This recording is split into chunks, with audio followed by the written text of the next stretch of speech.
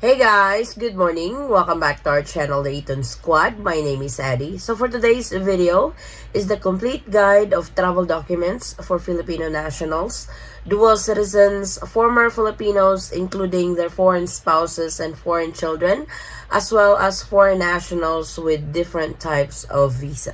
If you guys are headed to the Philippines anytime soon or planning to travel to the Philippines anytime soon, this video is for you. Details coming right up.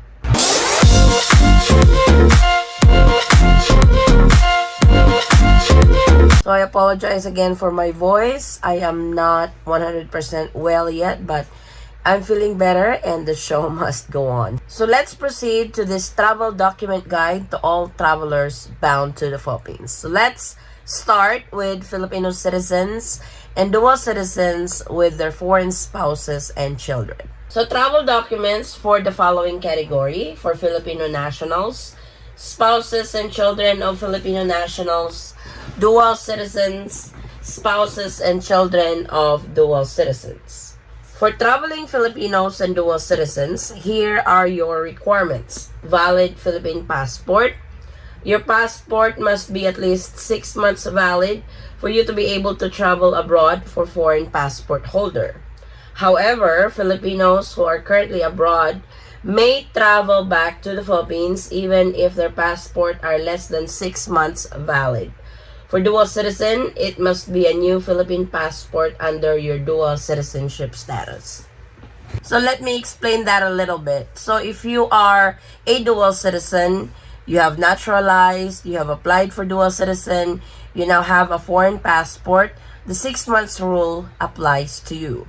But if you're a Filipino citizen, like you're a green card holder, you're a tourist in the United States, for example, even if you have less than 6 months in your Philippine passport, you can still travel back to the Philippines.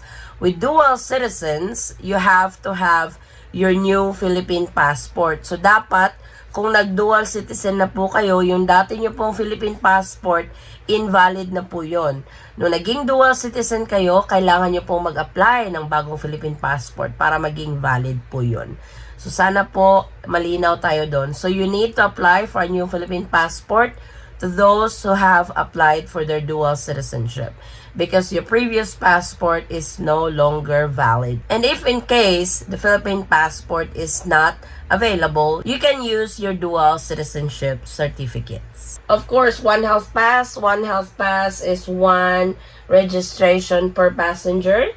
You can register 48 hours to 72 hours prior to departure to the Philippines. If you receive a barcode or QR code, both are acceptable for boarding. So to those who are fully vaccinated with booster shot, you can actually register 72 hours prior to departure. With those only fully vaccinated without the booster, you have to wait for the result of your RT-PCR test or your Antigen test. And they have to be negative.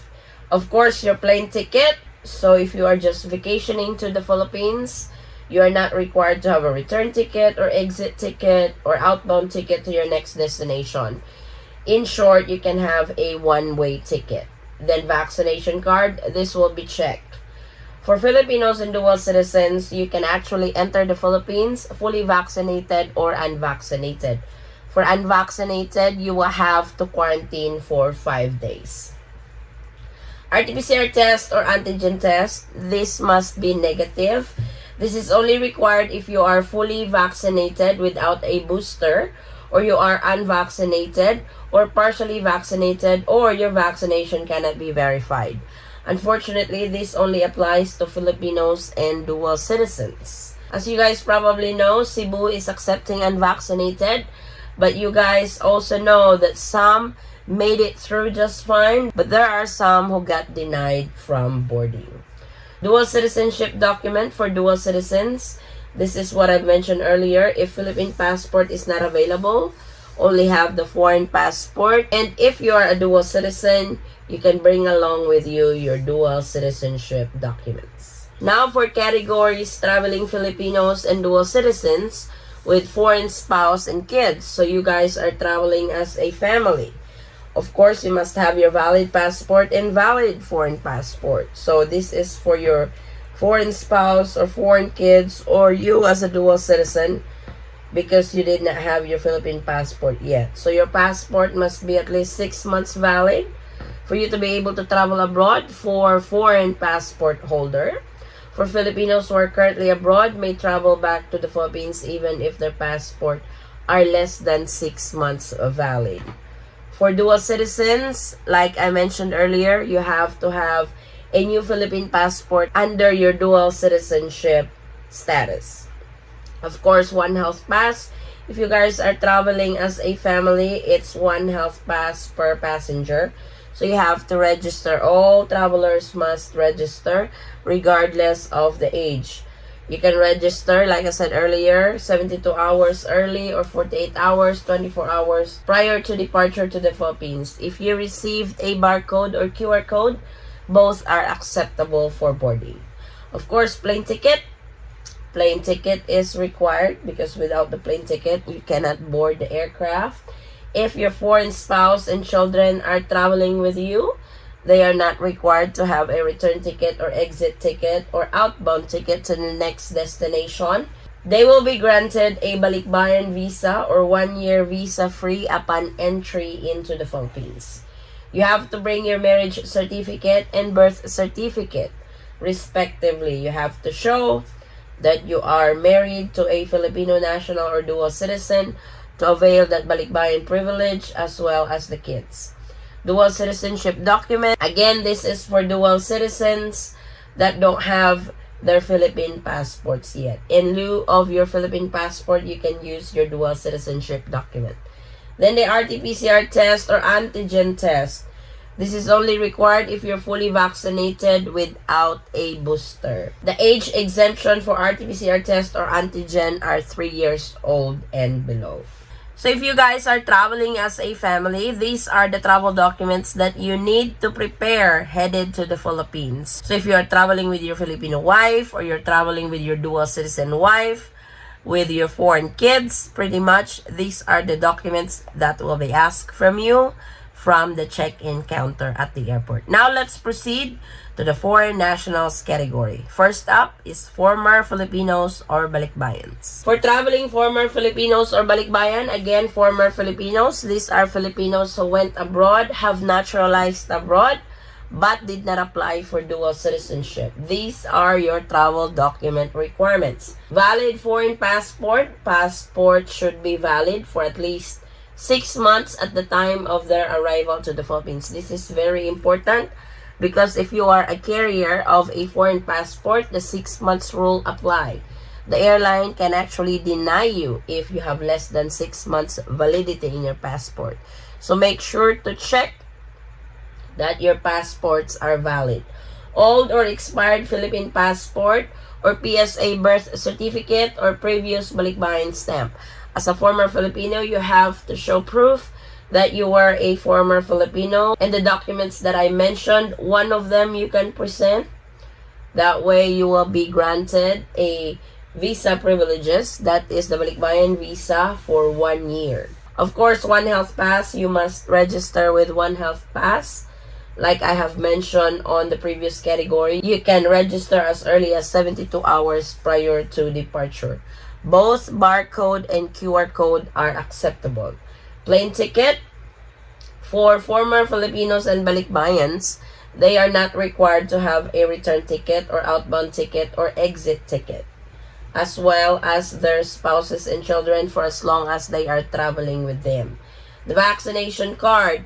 The Philippines still imposes the rule for unvaccinated foreign nationals. They are not allowed entry into the Philippines unless they are landing in Cebu. But still, this is unofficial because there are some who still got denied even if landing in Cebu. Even if Cebu has its own executive order that unvaccinated foreign nationals are allowed entry there are some who still got denied. So please be aware of this. RT-PCR test or antigen test, this is only required if you are fully vaccinated only without the booster. So if you are just fully vaccinated, no booster at all, you have to present a negative RT-PCR test or antigen test. For traveling former Filipinos or Balikbayans with their foreign spouse and kids, again, you need a valid foreign passport. As I mentioned, it has to be at least 6 months valid at the time of their arrival to the Philippines. Old or expired Philippine passport or PSA birth certificate or previous Balikbayan stamp for the former Filipino. Your husband, your foreign spouse, and kids will also get the Balikbayan privilege, which is the 1-year visa for as long as you guys are traveling together. If traveling as a family, that's 1 health pass per passenger.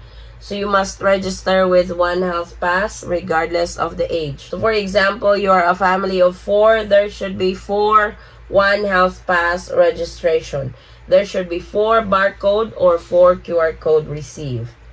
Plane tickets, of course, is required. This is very important. Return ticket, exit, or outbound ticket will not be required for foreign spouse and kids, meaning they can have a one-way ticket for as long as you guys are traveling with the former Filipino wife.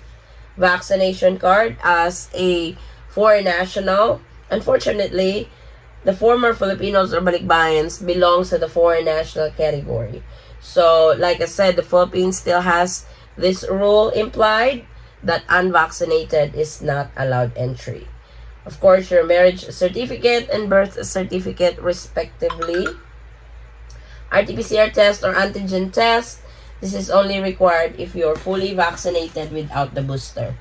Children 3 years old and below are exempted.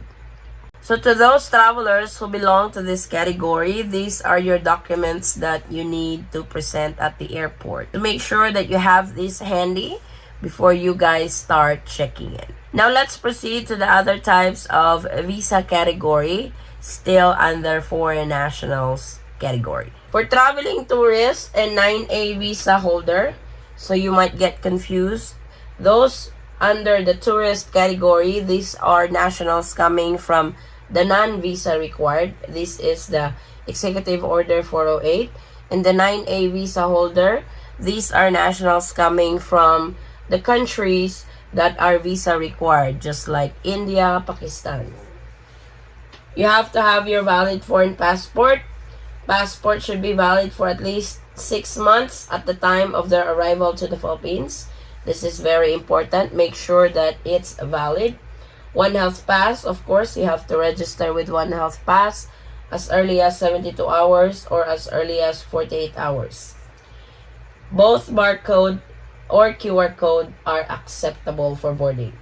Plane ticket, of course, plane ticket is required. Valid return tickets to the original port of origin or next port of destination for not more than 30 days from the date of arrival in the Philippines. So, attention, foreign nationals entering the Philippines as a foreign tourist or you are a 9A visa holder, you must present a return ticket or exit ticket not more than 30 days.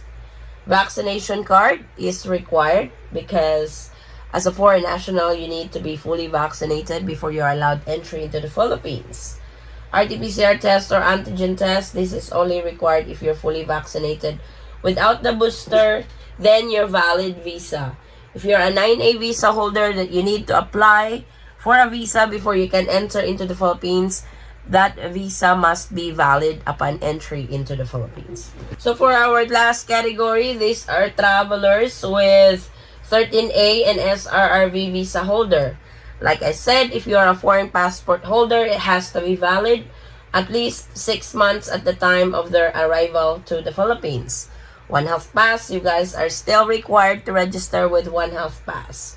You can register as early as 72 hours prior to departure or 48 hours prior to departure. Plane ticket is required. You can actually buy a one-way ticket, return ticket, exit ticket, or outbound ticket to the next destination.